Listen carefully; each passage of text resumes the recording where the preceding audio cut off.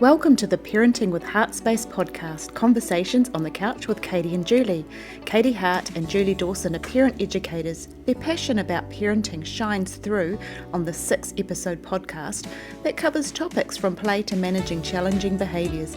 Settle in and step into each episode where the heart of parenting begins.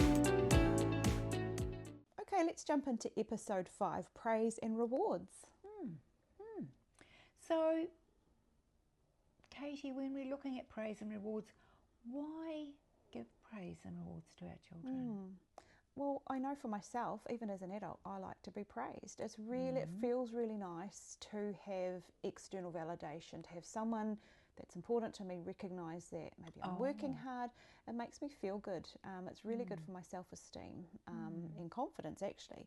So for children, it's exactly the same thing. It builds them up from the inside out. So they are going to feel valued, they're going to feel loved, they're going to feel appreciated, they're going to feel seen and heard, which we've talked about bonding in past episodes, and that's such an important part of development for children, for lifelong development. And so by praising our children and giving them rewards, we're giving them all that positive stuff, all that warm, fuzzy attention that they absolutely need. So I think it's a really important part, of parenting. I really love hearing you say that children feel valued and seen and heard. Absolutely. Some parents worry that if you give your child too much praise, that you might spoil them. And we know that the research tells us that you can't overpraise a child. You can't give them too much of the good stuff, the good feel stuff, and that's the affection, the praise. And when we talk about praise, though, how does our child know what we're praising them for? Like, what's the best form of praise? How do we? How do we do it? Maybe we're not used to giving praise. Have you got any tips on how we do it? Yeah, actually, that's a really good question, because we quite often will say, good girl, good boy, and the children aren't really sure what it is they've done to earn that praise. So I think when we're giving praise, it's good to name the behaviour that is, pardon me, is pleasing. Yeah. So we could still say good girl, good boy, but we would add to it. So good girl for helping put the dishes in the dishwasher. Nice. Well done you for picking up the rubbish when I asked you. Thanks for picking up all the toys. You're such a good toy picker-upper. I love that. Have a bit of fun with it. But I think, and then children see themselves as, oh, I'm a good book picker-upper, toy picker-upper, so they will do it more often. Right. Great. So it's praising the behaviour so the children know. So we're going to see more of the good stuff, more of the good behaviours that we want. Our children are going to feel seen and heard. They're going to. I'm thinking of their confidence. It's going to boost their confidence if they know they're a good book picker-upper. What a fantastic thing to have! That can add that to my toolkit. That I'm a good book picker-upper. Well done. Yeah, thank you. But I'm also now wondering about, and you help me if I've got this wrong, but empathy. Can we maybe weave some conversation around empathy and how we're not born with that, which I thought we were, but we get taught that, and it's our job as parents to teach our kids empathy. And does it kind of sit along in that same area of praise and rewards? If we're praising our children, we can talk about self-praise soon, but also encouraging our children to praise maybe their siblings or their friends and showing some form of empathy. Yeah, what do you think about that idea? Yeah, totally agree. This is where it starts, when you see a child being kind, using loving hands to another child or parent, and being kind is a huge thing, isn't it? And if parents notice it and give that praise around that behaviour, and it might be, I've heard a teacher in a playground, a child fell over and was crying, and another child, same age, came over and put their arm around the child and said, come on, I'll take you to the staff room, are you okay? And the teacher was coming over to help, and she praised the other child, the helper, and said that was a lovely thing to do to look after your friend. how lovely. I'm sure that she's grateful. So she took it a step further. Okay. So she let the child know that the behaviour was really kind and lovely, but also she let the child know the effect of her kind behaviour on the other child, and there's your empathy building, and that's wonderful. And such an important skill set to have, isn't it, or quality in our world, to have adults who can express and show empathy for self and others. So thinking about praise and self-praise, I know that some people really struggle with self-praise, and it's actually not something I remember to do often. But if we don't have anyone who's praising us, especially as we're adults, we tend to get less of that. But we can give ourselves that, right? So is that something you do for yourself? I do it a lot, and again, some raised eyebrows, but it is a good feeling, and when other people hear and see how it makes you feel, they kind of start to think, actually, I want a bit of that. I might give that a go. So I will praise myself for completing a task, or if I've sat down and cooked something, found the motivation to actually cook a meal, I'll say, well done, Julie, that actually didn't taste too bad. Good for you. If I actually get off the couch and go for a walk, do some exercise, I'll say, good on you for getting up and actually going. And is that motivating? Really, does that motivate you to? Absolutely. Do some more of that? That's lovely. I will do it again. And I'm wondering about, or thinking about, parents of young children and doing the self-praise, maybe externalising that, saying it out loud, just, within hearing distance of your child. And good work, Katie, I cooked a lovely meal tonight. My family's going to really enjoy this. I'm a great cook. And I'm wondering what the impact of that might be for the children who are listening. It's a great learning thing for them, isn't it? Yeah. So why then, my question to everybody is, why is it so difficult, especially for adults, to praise themselves? That is such a good question, and I don't know if I know the answer, but some people tell me that it just feels weird, feels a bit uncomfortable. And they think they're sky turning. Yes, all of those things. It's that Kiwi attitude again, maybe. But it is an important skill to have, because it does make us feel good eventually after you get over the weird feeling.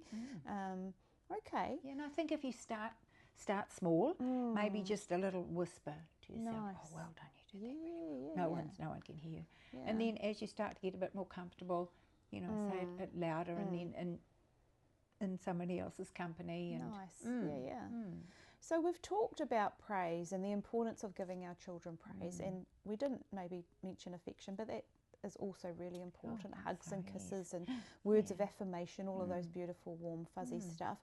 But we didn't talk so much about rewards, and I know that a reward system can be really helpful if you were trying to get your child to maybe master a new skill, and it might be toileting, it might be sitting at the table to eat your meal. And so I've heard of sticker charts, and I think they're a really great idea, and we would only use them temporarily. And so you would sit with your child and explain the process of, this is a chart, we're going to try this new thing because you're great at doing all these other things. Let's work on your toileting or sitting at the table to eat your meal. And for each day that you do that, you get a little sticker, and at the end you get a reward. And so we know that research tells us that's an effective system, reward system that we can do. We do it temporarily. We don't want to be giving them stickers when they're 19, obviously. We would hopefully they would master the skill, and then they move on to another behaviour. And so what sort of rewards, like, can we spoil kids with rewards, or what? How does that part of the process look? I think that out there in the big world, life is about good behaviour is rewarded. Like you were talking about, if you don't turn up to your job, or you're late again and again and again, that maybe there's the potential to lose that job. Conversely, if you go to work and you do a really good job, you get paid every week. You're rewarded for the effort that you are putting into that particular activity or job. So it's makes sense. Does make sense. So what are some ideas for little kids, let's say 3 to 5 or 3 to 8, what are some rewards that you could give your child? Like just anything, something that I thought was of value or of importance, or does a kid need to be involved in that? I think that is a trap sometimes that we can fall into as parents, that we see something and think, oh, that would make a great reward, stickers or whatever for a reward chart. I think it's a good idea to get the input from our children. Right. If you were going to go and buy stickers for a chart for me, Yep. and they were big hairy spiders, there is no way I'm going to earn a sticker for that chart, because I'm terrified of them. Sure.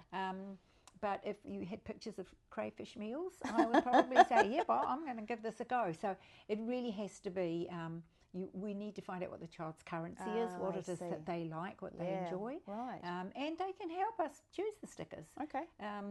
And choose the rewards, and if they're within our ability to actually give them, then we'll go that way. Yeah. But of course, and they will have to be developmentally appropriate. I mean, a sticker chart for a 2-year-old, a 3-year-old, and the rewards have to be quite timely, quite quick. We can't sure, you can't have wait a 3-year-old weeks. waiting. No, Yeah, absolutely. Whereas a teenager, we probably wouldn't give them stickers. We might give them money or strokes on a chart. When they get 10, they get $1 or whatever. Different, obviously, different currency. Nice, But again, not every child is into reward charts. Okay. But the actual principle of reward charts is great. Yes. It's effective. Yeah. So is there something that something else that we could choose that would have the same efficacy, that would have the same positive result? Yes, probably. Again, it has to be the child's currency, but maybe a special box of, it doesn't have to be expensive toys, but $2 shop or op shop toys that the kids like. And you might be out shopping and you might see something and they're like, oh, I want to buy that now. And you're like, well, no, but we could put it in a special box, and after you've earned or you've eaten your meal 3 times in a row, you can choose something out of the special bag. Maybe that type of thing. Yeah. And I think it's really important to also mention that it doesn't have to cost. The reward part could be an extra bedtime story, it could be a trip to the park, it might be more of a spontaneous, hey, you put your seatbelt on, well done, great work, let's go get an ice cream, to celebrate and acknowledge that you've done it.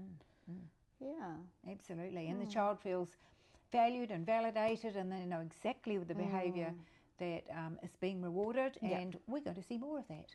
Yeah, wonderful. Yeah. I think something that just popped into my head just now, and that's going back to the praise, probably the rewards as well, is what happens is that children internalise that. So as they grow up and become adults, they will naturally be able to self-praise. It won't feel awkward for them because they've been doing it all their life, and they have that positive sort of mindset and positive self-view, sort of great self-esteem. Hey, would you agree with that? Oh, totally. And they are the children who grow up praising other people. And what we have learned is that those children who have that skill, and it is a skill that we learn, and it comes from self-esteem and all the things we've talked about before, but those children are more likely to have like-minded friends. Nice. And when they're at school or whatever, but when they become adults as well in the community where they're working. Amazing. Yeah. So good. I can't think of anything else that would be helpful for us to talk about. What about you? No, I think we've pretty much covered covered that it. We've done really well, haven't we? We have. Well done, Julie. Yes, Good thank work. You. Back at you, Katie. See you in the next episode. Absolutely.